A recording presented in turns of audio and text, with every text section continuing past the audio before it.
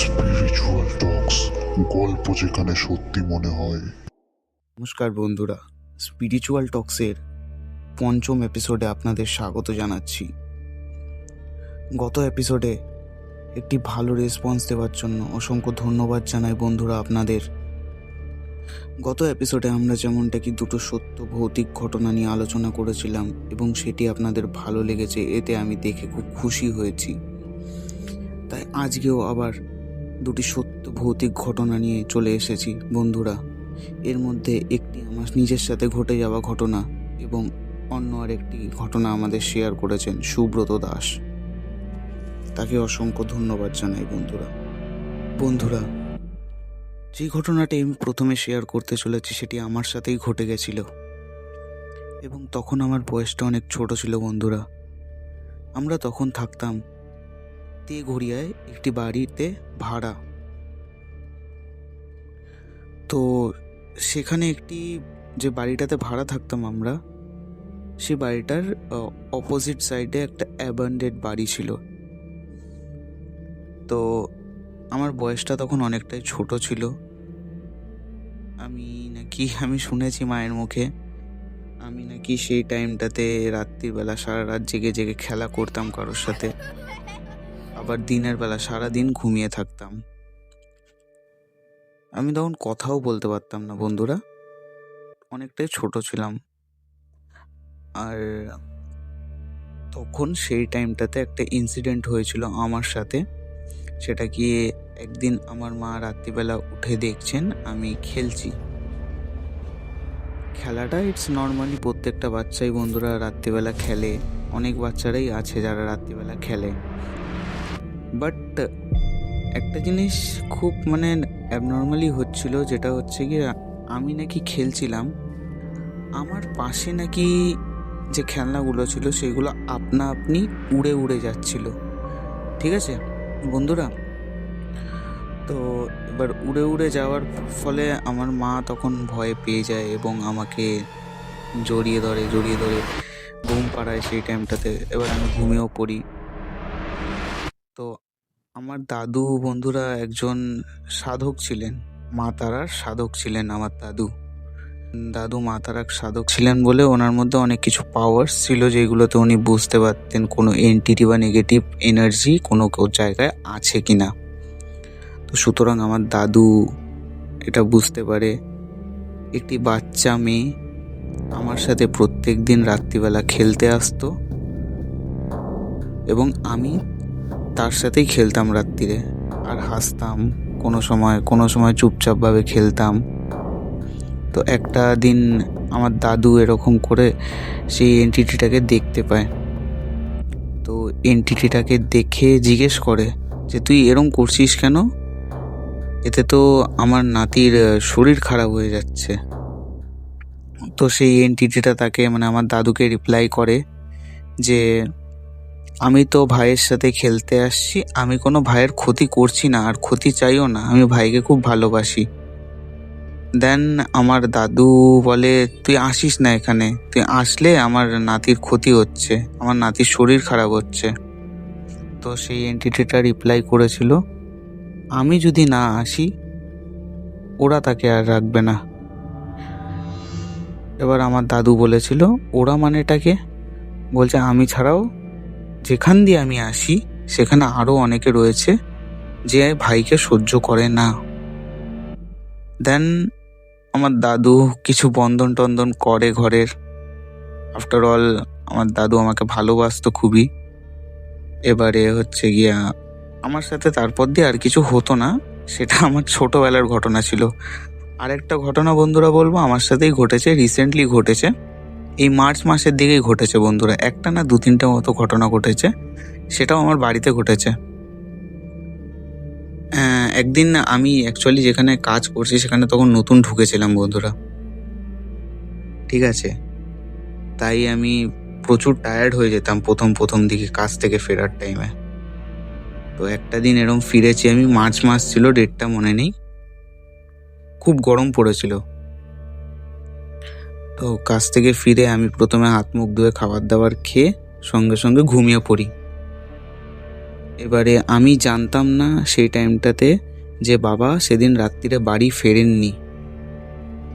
তো এবারে আমি তখন কটা বাজে, রাত্রির প্রায় 2টো কি 2:30 বাজে। সেই টাইমটাতে আমি ঘুম থেকে উঠে পড়ি। হঠাৎ করে ঘুমটা আমার ভেঙে যায়, কারণ আমার খুব জোরে টয়লেট পেয়েছিল।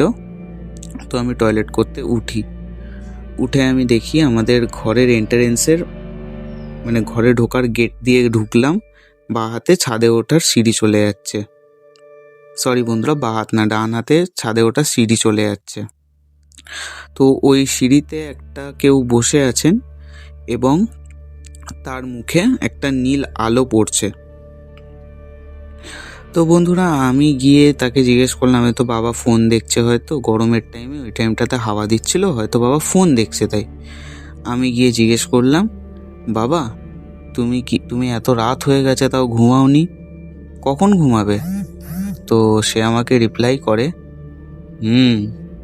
জাস্ট এইটুখানি একটা রিপ্লাই, তারপরে আমি অ্যাকচুয়ালি আমাদের বাথরুমটা হলো বাবার রুমে, বাবা যে রুমটাতে শোন ওই রুমে আমাদের বাথরুম। তো ওখানে আমি গেলাম, গিয়ে লাইটটা জ্বালালাম।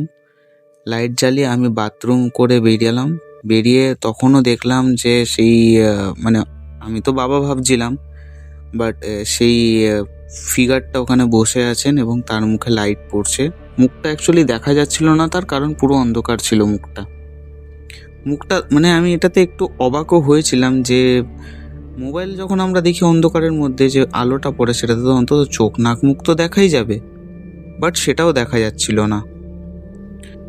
তো আমি কিছু মনে করিনি, একেই এত রাত ছিল, তার উপরে অনেক টায়ার্ড ছিলাম, আমি শুতে চলে এসেছি। তো আমার মাকে ডেকে বলছি, মা এত রাত হয়ে গেছে, বাবা তো এখনো ঘুমায়নি। আমার মা হঠাৎ করে অবাক হয়ে বলছে, কি বলছিস, তোর বাবা তো আজকে রাত্রিরে আসেইনি, তোর বাবা তো ভাড়া গেছে বাইরে। আমার শুনে আকাশ থেকে আমার মানে বন্ধুরা আপনাদের বলে বোঝাতে পারবো না আমার মানে এক্সপিরিয়েন্সটা কিরম হয়ে গেল ঠিক আমি বুঝতে পারলাম না। মানে জিনিসটা যে আমার সাথে ঘটছে আমি সেটাই বুঝতে পারলাম না। আমি সঙ্গে সঙ্গে বাইরে গিয়ে দেখলাম ছাদের সিঁড়িতে কেউ বসে নেই, কেউ না, জায়গাটা পুরো এমটি। এবং আমি ঘরে চলে আসলাম। এটা হলো বন্ধুরা আমাদের বাড়িতে প্রথম ঘটনা। সেকেন্ড ঘটনা হচ্ছে, এটাও রাত্রিবেলাতেই ঘটেছিল। আমি তখন সেদিন সানডে ছিল, তো সুতরাং আমার হচ্ছে গিয়ে সেদিনকে ছুটি থাকে। আমি খেলাধুলা করতে ভালোবাসতাম খুব, তখন এখনও বাসি বন্ধুরা। আমি ক্রিকেট খেলে এসেছি, আমার পায়ে সেদিন লেগেছিল। ক্রিকেট খেলে এসে হাত মুখ ধুয়ে খাবার দাবার খেয়েছি, খেয়ে একটুখানি ফোন টোন ঘেটে তাড়াতাড়ি শুয়ে পড়েছিলাম। আমার রাত্রিবেলা ঘুম ভেঙেছে কি করে, আমি তখন এসি চলছিল, হঠাৎ করে দেখি বন্ধুরা যে আমার মানে রাত্রির বেলা আমার যে চাদরটা ছিল, মানে বাড়িতে এসি চলছিল গরমের টাইম, চাদরটা হট করে সরে গেল। মানে কেউ টানলে যেরকমটা একটা অনুভূতি হয় বন্ধুরা, চাদরটা টানার পরে আমার সেই অনুভূতিটা হলো। আমি বুঝতে পারলাম আমি বললাম হয়তো কেউ মানে বাবার ইয়ার্কি মারছে। উঠে দেখলাম, লাইট জ্বালালাম, কেউ ছিল না রুমে। আমি অতটাও পাত্তা দিইনি বন্ধুরা। এবার আমি চলে গেলাম ডাইরেক্ট বাথরুমে, আমার বাথরুম পেয়েছিল, আমি ডাইরেক্ট বাথরুমে চলে গেলাম। বাথরুমে গিয়ে প্রায় 2-3 মিনিট মতো মানে আমি বাথরুম করছি। আবার বাথরুম করতে তো একটা মানুষের টাইম লাগেই। সেই টাইমটুকুতে মধ্যে দেখি আমাদের বাথরুমের দরজাটা হচ্ছে ফাইবারের দরজায় দুমদাম করে পেটানোর আওয়াজ হচ্ছে। এবার আমি চিৎকার করে উঠে জিজ্ঞেস করছি, কে? দেখি কোনো আওয়াজ এলো না, কিন্তু তো আওয়াজটা বন্ধ হওয়ার পরে বন্ধুরা আমি বাইরে বেরোই এবং বাবা শুয়েছিলেন বিছানায়। আমি বাবাকে ডেকে জিজ্ঞেস করি যে, তুমি কি দরজা ধাক্কা দিচ্ছিলে? তুমি কি বাথরুমে যাওয়ার জন্য দরজা ধাক্কা দিচ্ছিলে, আমাকে বেরাতে বলছিলে? তো তখন বাবা রিপ্লাই করে যে, মানে একটুখানি ঘুম থেকে তুলে দেওয়ার পর যে বিরক্তি বোধটা একটা আসে না বন্ধুরা, সেরম করে একটু বিরক্তি বোধ নিয়ে মুখে এনে বলে, কি আর কি মারছিস তুই এত রাত্রির বেলা? এটা ইয়ার্কি মারার টাইম? দেখতে পাস না চোখে আমি শুয়ে রয়েছি? আমি তো ঘুমিয়েই ছিলাম, আমি কখন উঠলাম? ব্যাস বন্ধুরা, ওখানে আমার দম বেরিয়ে গেছে। আমি তাড়াহুড়ো করে রুমে ঢুকেছি, রুমে ঢুকে আমি চাদর মুড়ি দিয়ে শুয়ে পড়েছি। তাও কানে হেডফোন গুঁজেছি, হেডফোন গুনে হনুমান চালিসা শুনতে শুনতে আমি ঘুমিয়ে পড়েছি। কখন আমি জানিও না। সকালবেলা উঠে আমি মাকে বললাম, মা বলছে এই এই ব্যাপারগুলো হলে কোনোদিনও সাড়া দিবি না বা কোনো ডাক দিবি না। মানে বন্ধুরা, আমি এটা বলতে চাইছি আমার বাড়িতে আমার সাথে মানে প্রেজেন্ট ডেতেও এগুলো ঘটে চলেছে, আর হয়তো ভবিষ্যতেও ঘটতে পারে। যে সেই যদি ঘটে তো সেই ঘটনা নিয়ে আমি অবশ্যই আপনাদের সাথে শেয়ার করব, সেটা না। তো বন্ধুরা, এটা ছিল তো আমার সাথে কিছু ঘটে যাওয়া কিছু এক্সপিরিয়েন্স। এবং পরের যে এক্সপিরিয়েন্সটা শেয়ার করেছেন সে হচ্ছে সুব্রত দাস। বেসিক্যালি আমার সে একটা ফ্রেন্ড হয়, ঠিক আছে? তাকে অসংখ্য ধন্যবাদ জানাবো বন্ধুরা এই এক্সপিরিয়েন্সটা শেয়ার করার জন্য। তো এবার সোজাসুজি ঢুকে যাচ্ছি বন্ধুরা সেকেন্ড ঘটনাতে। শুরু করছি বন্ধুরা সেকেন্ড ঘটনা।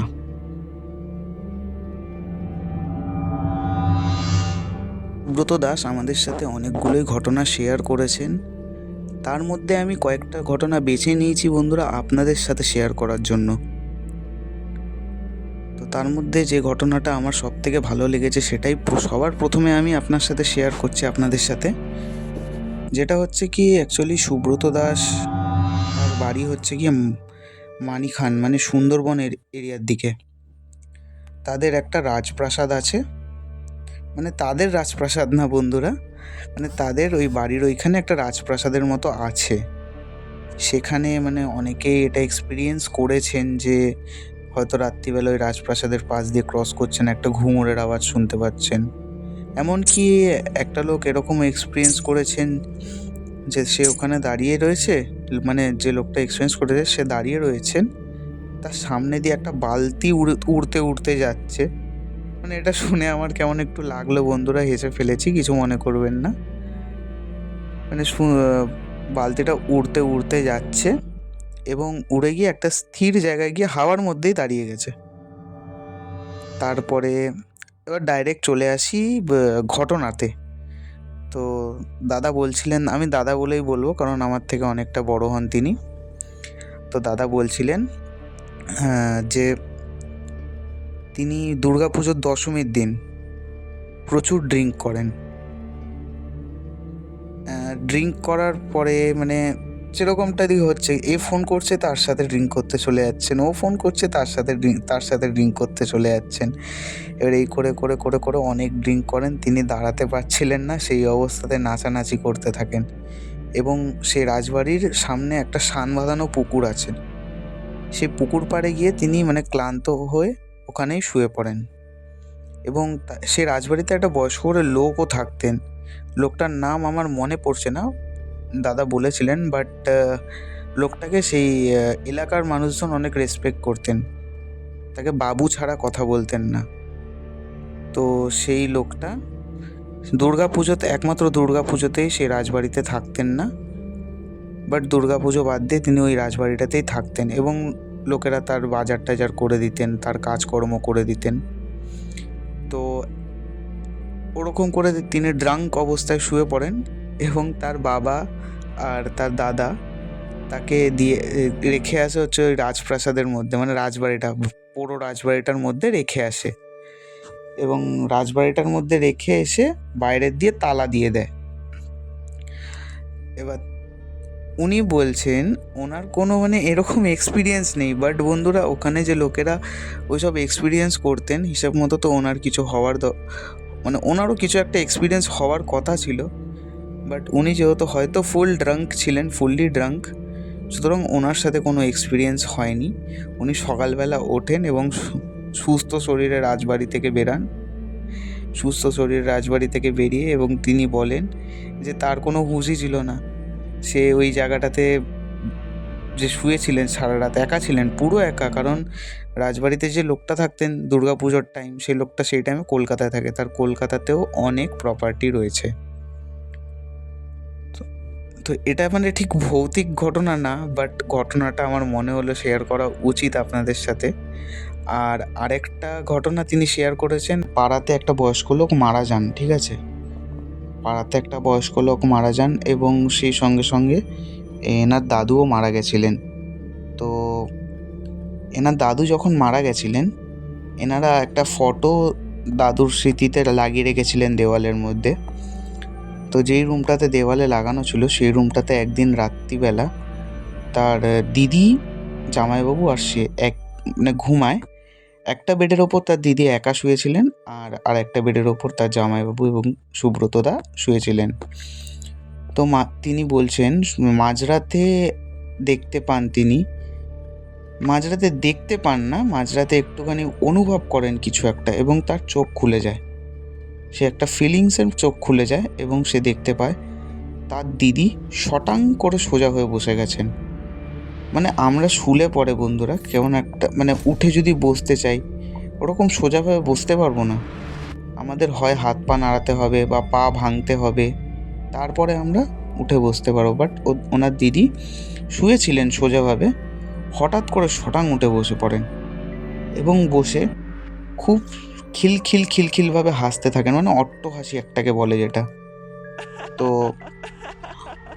তারপরে তারা দুজন গিয়ে হাত পা চেপে ধরে সারা রাত সেটা চলতে থাকে এবং তার মা এসে গঙ্গা জল আর পুজোর ফুল নিয়ে এসে তার মাথায় ঠেকাতেই সে শান্ত হয়ে যায়। এবং শান্ত হওয়ার পরে সে তার ভাইকে মানে সুব্রতদাকে জিজ্ঞেস করে, কি হয়েছিল, সবাই তোরা এখানে কি করছিস? তো সুব্রতদা তাকে সে যেন ভয় না পায়, মানে তার দিদি যেন ভয় না পায়, ওই জন্য তাকে বলে সেরম কিছু হয়নি, তোর একটু শরীর খারাপ হয়ে গেছিলো, আর কিছুই না। তো এটা কেটে যায়। আর বন্ধুরা, আপনাদের সাথে আরও কিছু গুরুত্বপূর্ণ একটা ইনফরমেশান দেওয়া আছে, এটা সুব্রতদা আমাকে বলেছেন। এমনকি এটাও একটা এক্সপিরিয়েন্সের মধ্যেই বলতে পারেন। অনেকে বলে না বন্ধুরা স্বপ্ন দোষ, ঠিক আছে? যেমন আপনারা কোনো একটা ব্যক্তির ব্যাপারে একটা বাজে স্বপ্ন দেখলেন এবং সেটা তাকে বললেন না, ব্যাপারটা তার সাথে অল্পর মধ্যে হলেও ঘটে যাবে। যেমনটা কি বন্ধুরা আমরা এখানে একটা এক্সপিরিয়েন্স শুনতে পারো সুব্রতদার মুখ থেকে।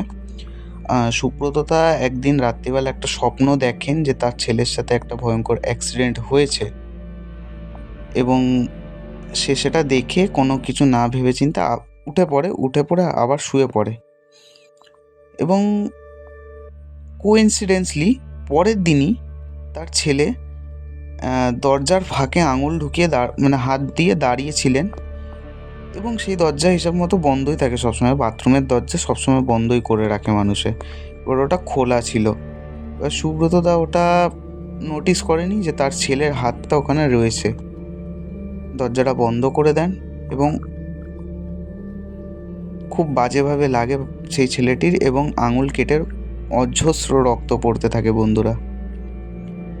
তো এরকমই, মানে এটা অ্যাকচুয়ালি একটা এক্সপিরিয়েন্সও বলতে পারেন, একটা ইনফরমেশনও বলতে পারেন। আর একটা কথা বন্ধুরা, এটা আমার নিজের তরফ থেকে মানে এক্সপিরিয়েন্স না, এটা একটা ইনফরমেশন দেওয়া যে কোনো স্পিরিট বা কোনো এন্টিটি বা বাংলা ভাষায় কোনো বাজে শক্তি একটা নর্মাল মানুষকে কখন অ্যাট্রাক্ট করে? একটা নর্মাল মানুষকে একটা বাজে শক্তি তখনই অ্যাট্রাক্ট করে যখন তার নার্ভাস সিস্টেম প্রচণ্ড পরিমাণে উইক থাকে। আর কখন একটা মানুষের, সুস্থ মানুষের নার্ভাস সিস্টেম কখন উইক থাকে?